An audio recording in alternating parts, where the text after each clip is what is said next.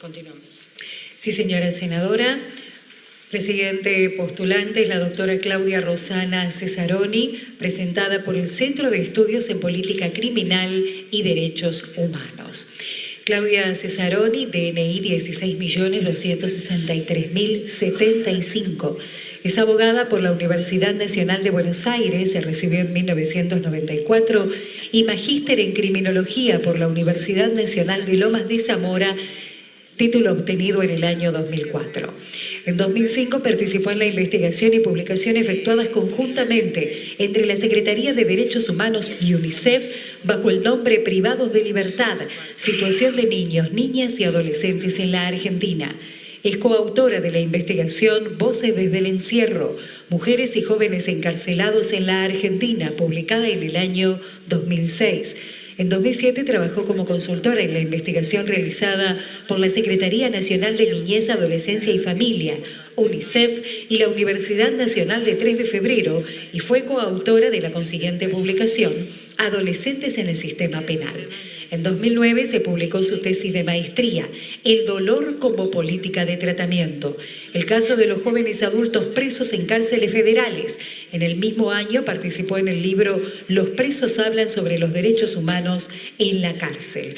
En 2010 se publicó su libro La vida como castigo, los casos de adolescentes condenados a prisión perpetua en la Argentina.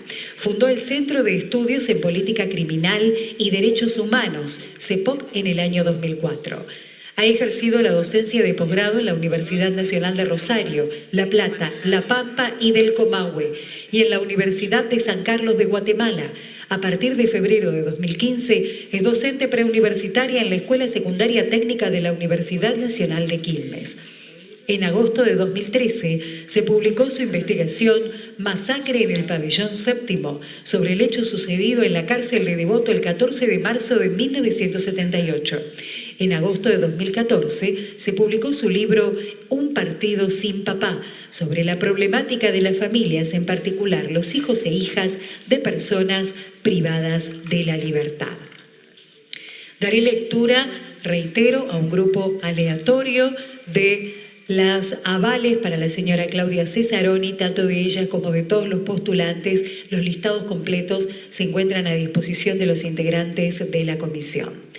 La señora Milagro Sala, parlamentaria del Mercosur, el señor Marcos Santos, defensor público federal de Brasil, la señora Graciela Lescano, miembro colectivo de Memoria, Verdad y Justicia, miembro de Red Provincial de Derechos Humanos, la señora Romina Zelinsky, titular de la Dirección de Políticas de Género del Ministerio Público Fiscal, la doctora Alba Noemí Pérez, médico legista, especialista en medicina legal, el doctor Mariano D'Ambrosio, profesor titular de Criminología de la Universidad de Lomas de Zamora, el señor Alejandro Inchaurregui, fundador del equipo argentino de antropología forense, la señora Sonia Laborde de Cetera, la señora Ana Swift, de la Pastoral Carcelaria, la señora Viviana Orellano, secretaria de Derechos Humanos, Género e Igualdad de Oportunidades de UNTER, la senadora provincial Mónica Macha. Señora senadora, si usted lo dispone, le brindamos su tiempo a la doctora Cesaroni.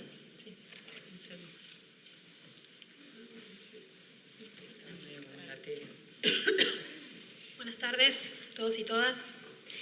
Bueno, aquí venimos a decir por qué cada uno de nosotros y nosotras queremos ser integrantes del comité.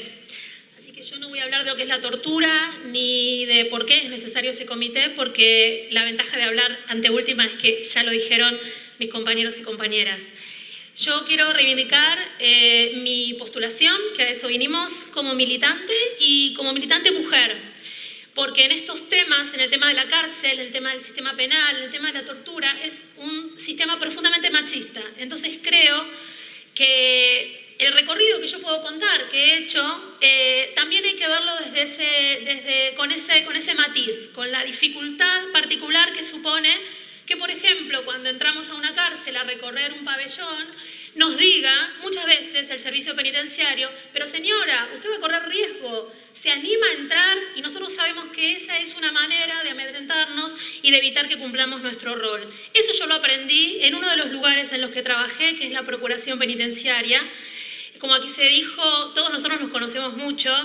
Muchos de nosotros hemos estado militando en los mismos ámbitos. La Procuración Penitenciaria ha sido un lugar donde yo he trabajado, de donde me he ido no por mi propia decisión. La Secretaría de Derechos Humanos también ha sido un lugar donde yo he trabajado.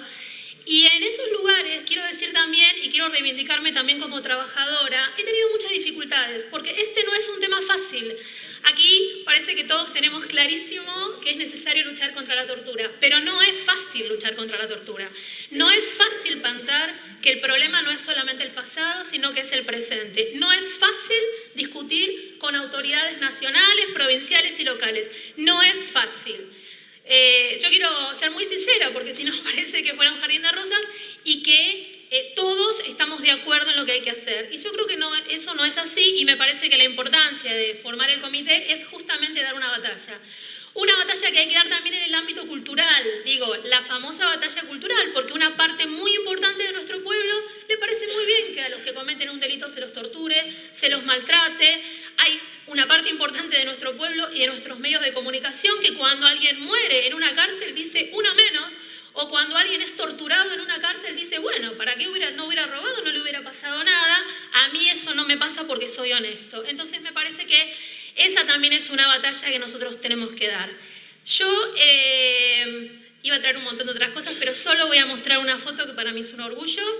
Esta es la primera vez que yo hice algo contra la tortura. Esta es una huelga de hambre que se hizo aquí, en este Parlamento, en el anexo de la Cámara de Diputados.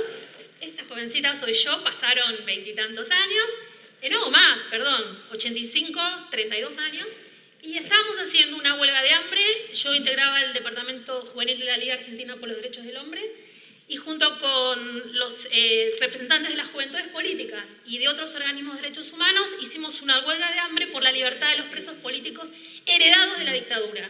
Porque cuando volvió la democracia, este Parlamento sancionó una norma que reconocía 3 días por cada uno de prisión a los presos políticos, pero algunos quedaron afuera y entonces hicimos esa huelga de hambre.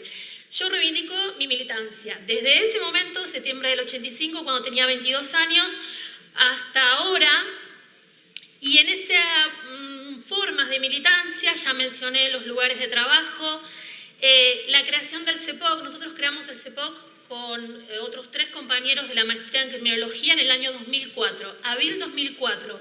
¿Por qué? Porque nos preocupaban mucho las políticas de mano dura que se estaban reclamando a partir de la tragedia de Axel Bloomberg.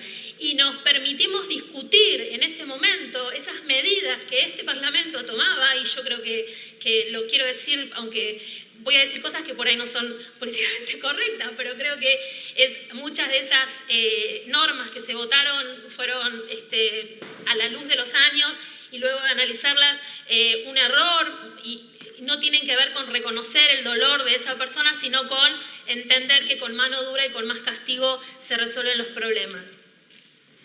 Mencioné aquí la Procuración Penitenciaria, ahí conocí la cárcel, caminándola semana a semana. Hay varios compañeros míos acá de aquella época, y por supuesto el procurador, y ahí conocí a los jóvenes adultos, y conociendo a los jóvenes adultos, conocí los jóvenes condenados a prisión perpetua.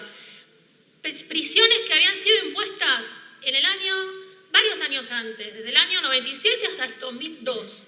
Yo los conocí en el 2002, y llevamos adelante, con el apoyo del procurador, una demanda, digamos, acompañamos una demanda contra esas penas de prisión perpetua.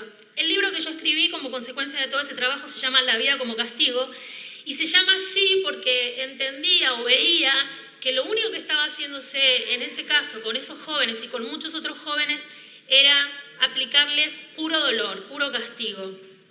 Lamentablemente la Argentina ha sido condenada por la Corte Interamericana de Derechos Humanos en el año 2013 por aplicar esas penas de prisión perpetua que jueces argentinos aplicaron y que durante muchos años no se pudo resolver o hacer que esos jóvenes obtuvieran la libertad hasta tanto llegó la sentencia de la Corte. Y de lo que quisiera mencionar, me es muy importante para mí mencionar, y aquí está el librito, no quiero hacer como en el colectivo que uno va mostrando, pero esto es Masacre del Pabellón Séptimo, porque ahí lo que quise contar en este libro y lo que me importó trabajar es que entendiéramos que los delitos de lesa humanidad no solo habían afectado a los presos políticos o a los desaparecidos, que los presos llamados comunes eran sujetos tan de derecho y fueron víctimas de tortura y de masacres en la dictadura, al igual que los presos políticos. Y eso no estaba reconocido. Y con los sobrevivientes de esa masacre impune sucedida el 14 de marzo de 1978, para mí es un honor, una emoción que uno de ellos, Juan Olivero, esté hoy aquí acompañándome. Y con las compañeras del CEPOC logramos contar esa historia, revisar esa historia, lograr que eso se dejara de llamar motín de los colchones y que empezara a llamarse masacre del pabellón séptimo, que no solo fuera un tema del indio, el pabellón séptimo, sino que fuera un caso reconocido y valorado por la justicia federal como un delito de lesa humanidad. Ese caso que estaba dormido, oculto, archivado y que nadie reconocía, y que muchos aún todavía no reconocen como un delito de lesa humanidad, nosotros, desde una asociación muy chiquita, sin un peso, sin personería jurídica siquiera, el CEPOC, logramos, y con los sobrevivientes y familiares, que se reconociera por parte de la justicia federal como un delito de lesa humanidad. Nosotros entendemos que el cuerpo que sufre la tortura no importa el motivo de la detención, no importa si es una detención política o es una detención porque se robó un pasacassette, es el mismo cuerpo que padece la tortura. Y el otro punto que yo quisiera reivindicar como parte de esta militancia es el de los familiares. Nuestra presentación, nuestro acompañamiento a esta postulación es del CEPOC, que yo integro, y la Liga Argentina por los Derechos del Hombre, que es el organismo, aquel organismo del cual fui secretaria del Departamento Juvenil hace tantos años y el primer organismo de derechos humanos en la Argentina, y la Asociación de Familiares de Detenidos que nosotros contribuimos a formar desde el CEPOC, acompañando a familiares que también eran un sujeto prácticamente no visto, un colectivo no visto. Las familiares también es un colectivo absolutamente feminizado, porque la mayoría de las personas que van a la cárcel a visitar a los presos son mujeres. El padecimiento de la cárcel se extiende a las mujeres y a los niños. Ese libro que mencionaron, Un partido sin papá, intenta contar el padecimiento de los niños que, por ejemplo, tienen que ver un partido muy importante y el papá no está ahí. El partido es un partido de River, además porque por otras cosas soy de River. Y eso se lo digo a usted, senador, para que se le va a gustar. Entonces, ese libro intenta contar eso, ¿no? El padecimiento de esos chicos y chicas que tienen que mentir, que no pueden contar que su papá está preso, que tienen que... Sus madres a veces no saben siquiera si decirlo o no en la escuela, porque saben que eso puede significar la persecución, el hostigamiento y la estigmatización. Entonces yo simplemente creo que tengo que estar ahí porque trabajé durante muchos años. Y me olvidé una cosa muy importante que no tiene que ver con la militancia, sino también con el trabajo, que fui directora para América Latina de la APT. La APT es la Asociación para la Prevención de la Tortura, que creó una oficina para América Latina que cuando la creó yo la dirigí durante un año. Me volví porque extrañaba a la Argentina, quiero decirlo con absoluta sinceridad. Voy cerrando. Este comité tiene que prevenir la tortura, porque lo que nos enseña y lo que hemos aprendido con todos los compañeros con los que hemos trabajado años escribiendo esta ley. Nosotros escribimos esta ley. Yo quiero decir, para mí es un honor, la escribimos con Roberto, con Gustavo, con Diego, la escribimos nosotros, con Azucena, la hemos escrito nosotros. Después ustedes la habrán retocado, pero nosotros la escribimos. Y escribimos y creamos un sistema, porque entendimos que debe ser eso, un sistema. Y nosotros entendimos, por lo menos yo entendí, que antes que castigar la tortura, antes que rehabilitar al que padece tortura, lo que nos están diciendo el protocolo es que hay que prevenirla, hay que hacer todo lo posible para que no suceda. Y eso son visitas no avisadas, recorrer los pabellones, ponerse las botas y caminar los pabellones, hablar con los presos. Eso es lo que hay que hacer y eso es lo que yo hice muchos años de mi vida y bueno, por eso me propongo. Gracias.